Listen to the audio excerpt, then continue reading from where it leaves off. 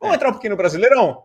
Vamos nessa, vamos falar aí do São Paulo e Botafogo. O São Paulo tentando acabar com a invencibilidade do Botafogo. O Botafogo tá com 16 jogos de invencibilidade. A gente vai falar disso. A gente vai trazer também o histórico geral do confronto na tela para vocês. 106 jogos com 43 vitórias do São Paulo, 23 empates e 40 vitórias do Botafogo. Confronto bem equilibrado. 174 gols marcados pelo São Paulo, 153 gols marcados pelo Botafogo. Nos últimos 10 jogos temos 4 vitórias do São Paulo, 2 empates e 4 vitórias do Botafogo. A diferença é que essas 4 vitórias do Botafogo vieram justamente nas últimas 4 partidas jogadas entre eles. Então, o São Paulo nem empata com o Botafogo, já há 4 jogos, 4 vitórias seguidas do Botafogo. São Paulo que está embalando de novo, né? Não perde a 3 jogos, são 2 vitórias e um empate. Lembrando que essas 2 vitórias foram para virar confrontos de mata-mata contra São Lourenço e contra Corinthians, que deu muita moral, principalmente em cima do rival, numa semifinal de Copa do Brasil. Então, São Paulo está vindo embalado, mas quem está embalado mesmo é o Botafogo, que está embalado já há 16 jogos, é líder do Brasileirão, toda rodada aumenta pontos, são 10 vitórias e 6 empates nesses 16 jogos.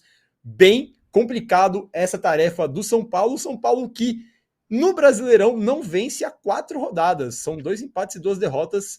Conseguiu essas vitórias que eu acabei de falar justamente nos jogos de Copa, né, de Copa Sul-Americana e Copa do Brasil, mas no Brasileirão são 4 rodadas já, sem vencer, 2 empates e 2 derrotas, mas é o 5º melhor mandante do campeonato, tem o 4º melhor ataque como mandante, com 18 gols, média de 1,8 gol por jogo, e agora com o Lucas parece que essa média vai aumentar, porque ele tá gostando de fazer gol, e o Botafogo, já pelo seu lado, tem o melhor ataque da competição. Se o São Paulo tem o melhor ataque como mandante, o Botafogo tem o melhor ataque da competição com 35 gols, média também de 1,8 por jogo, e é o melhor visitante do campeonato. Então, tarefa difícil para o São Paulo. O Botafogo, que ainda tem a 2ª melhor defesa como visitante, só tomou 8 gols, média de 0,88 por jogo como visitante, uma média muito boa. E os times aí que tem várias estatísticas que vocês já conhecem. Vou falar aqui as estatísticas do São Paulo, vocês já conhecem. São Paulo com média de 59,7% de posse de bola, ou seja, a gente sabe que o São Paulo gosta de ficar com a bola. 15 finalizações, sendo que 4,8 vão no gol, média de 6,2 escanteios e 2,9 cartões amarelos por partida. São Paulo que já tomou 2 cartões amarelos ou vermelhos nesse Brasileirão. Já o Botafogo a gente já sabe que tem uma posse de bola menor, ou seja, 45,8% de posse de bola na média, mas tem 13,7 finalizações, continua finalizando bem e 5,2 finalizações no gol. Você vê que tem menos posse de bola, menos finalização, mas acerta mais o gol do que o próprio São Paulo. Média de 4,6 escanteios e 2,4 cartões amarelos por partida, beleza? Botafogo teve um jogador expulso e vamos ver se aumenta essa média de expulsões agora, Belatini, com o Diego Costa no Botafogo.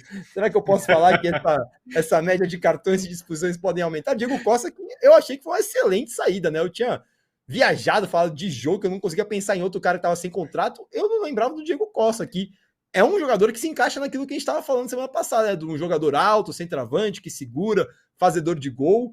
Olha, eu gostei da contratação do Diego Costa. É aquilo, né? O Botafogo tem um elenco que tá muito unido e a gente sabe que o Diego Costa é meio malucão, né? Às vezes ele mexe ali com o vestiário, mas eu achei que foi uma boa saída do Fogão.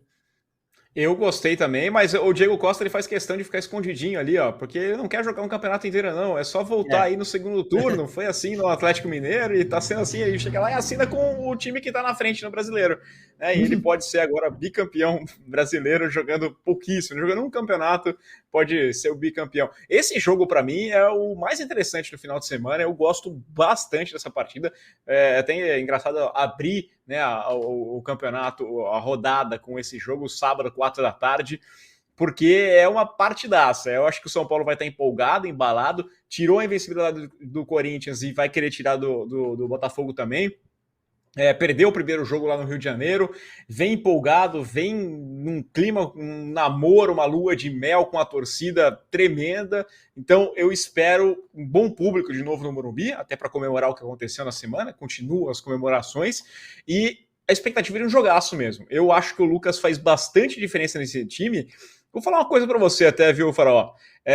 Muito foi falado até que o Lucas está num nível europeu. Eu não acho que o Lucas esteja no nível do futebol europeu. Tanto é que não ficou na Europa, né? Ele o nível europeu também não é uma coisa homogênea, né? Mas ele não é um jogador de nível de Premier League, tanto que ele não ficou por lá. Ele não estava jogando nem no Tottenham. Ele seria para jogar num time de médio para pequeno no futebol da Europa. Jogar como o Scarpa, por exemplo, que agora foi para a Grécia, não tem espaço e vai para lá. O nível europeu ele é muito grande. Só que você não precisa estar num nível de jogador de futebol europeu para fazer sucesso no futebol brasileiro. E é isso que o pessoal não tem percebido, né? O Lucas Volta, ele tá num ritmo muito mais interessante, e ele que vinha das férias, e ele tá muito mais acelerado do que qualquer outro jogador de futebol brasileiro que tá no meio de uma temporada.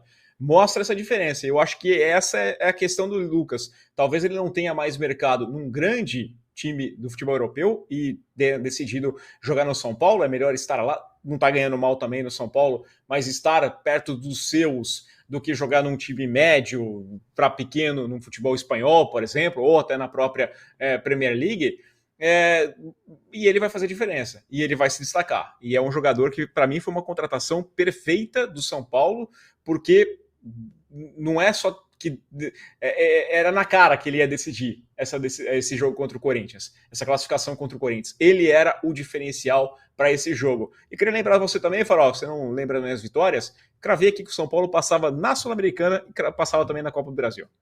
É verdade, é verdade. Tem que, velho, tem que dar os parabéns, acertou mesmo, sempre confiou, mesmo quando o Dorival tava numa fase meio ruim, Bellatini sempre confiou, tá certíssimo. Eu acho que o Lucas é a motivação, né? Você vê que ele tá motivado, né? Às vezes você vê jogadores que chegam da Europa muito mais velhos, a verdade é essa, o Lucas não veio tão velho, ele faz 31 agora, ele ainda tem uma explosão, ser um cara que sempre se cuidou, nunca foi um cara que foi famoso por ir pra balada, por beber todas, por não ser um cara profissional, muito pelo contrário, cara que sempre trabalhou, mesmo quando tava lá no banco do Tottenham, é um cara sempre muito aplicado, e é um cara que pode não ter o melhor mercado, mas que quando teve uma oportunidade, por exemplo, na semifinal de Champions, foi lá e resolveu, né? Um cara que tem esses picos, né? A gente pode dizer isso, pelo menos.